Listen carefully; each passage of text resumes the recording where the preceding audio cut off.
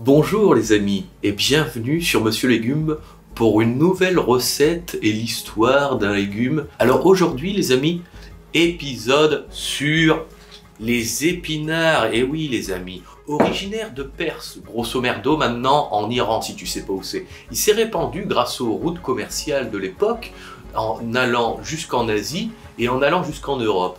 Bien qu'en France, mon grand, on a dû attendre longtemps avant de le déguster, parce que c'est grâce à Catherine de Médicis qu'il l'a répandu en France, en le diffusant dans la cour quand elle était reine de France, là dans les années 16e siècle. Catherine de Médicis, je sais pas si tu sais, mais elle était italienne et reine de France à la fois. Et c'est comme ça que l'épinard est répandu aussi bien dans la culture italienne, culinaire, que française. Dans les années 30, il y a eu un célèbre chimiste allemand, il regarde les apports de l'épinard. Et là, dans la traduction, ou quand il rédige son truc, il était peut-être bourré, je n'en sais rien, il décale la teneur de fer de l'épinard.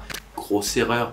Du coup, on a cru à tort que les épinards contenaient énormément de fer, les amis. Eh bien, pas tant que ça. Il y a des légumes genre comme les petits pois ou le persil qui au prorata en contiennent plus, les amis. Et c'est ainsi que Popeye le marin a bâti toute sa réputation en mangeant des épinards pour avoir des gros biscottos. Prenez l'épinard! Si je veux des épinards, je vous demanderai des épinards.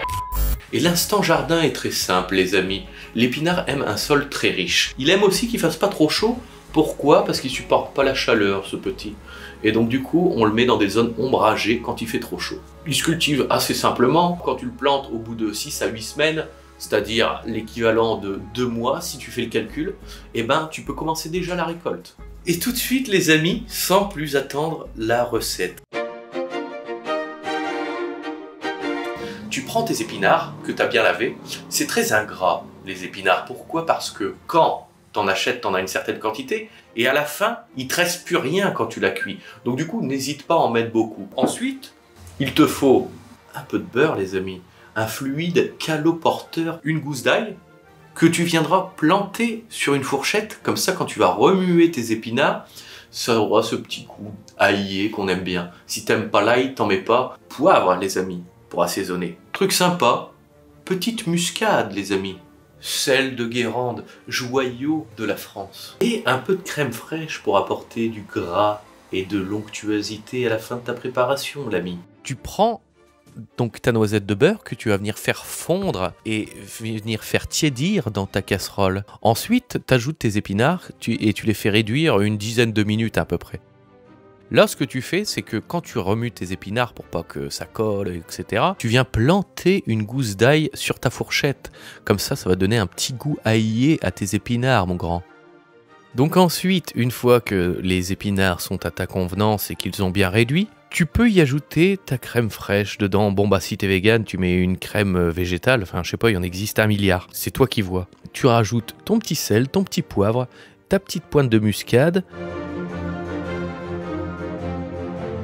Et hop, c'est prêt à servir à ta gourgandine.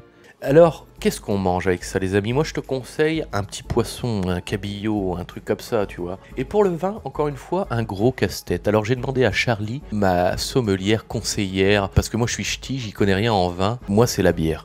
Mais qu'est-ce qu'elle nous dit? Je vous lis la conversation tout de suite. Il te faut un vin de Bourgogne, un Saint-Brie par exemple. La seule appellation bourguignonne au nord qui est du Sauvignon, qui supporte le gras de la crème, les amis, et au caractère aromatique végétal pour rappeler l'épinard. Maintenant, j'appelle tout de suite Jean-Michel Le Sbire pour la dégustation et qu'il nous donne son analyse.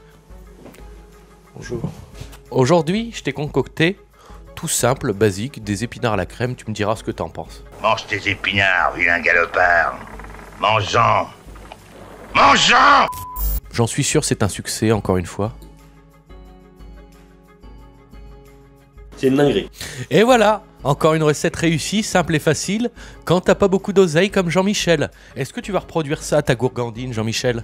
Absolument. N'hésitez pas, encore une fois, à nous dire dans les commentaires le légume que vous vouliez que nous traitions, toujours de saison. N'hésite pas à activer la petite cloche pour les notifications, à t'abonner, à partager cette vidéo avec ta grand-mère, ta cousine Micheline, et à l'envoyer partout, même dans les Outre-mer.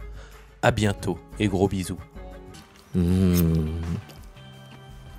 Excellent. ASMR épinard. ASMR épinard. Et merci Monique, notre 101e abonné. Grâce à toi, c'est stratosphérique.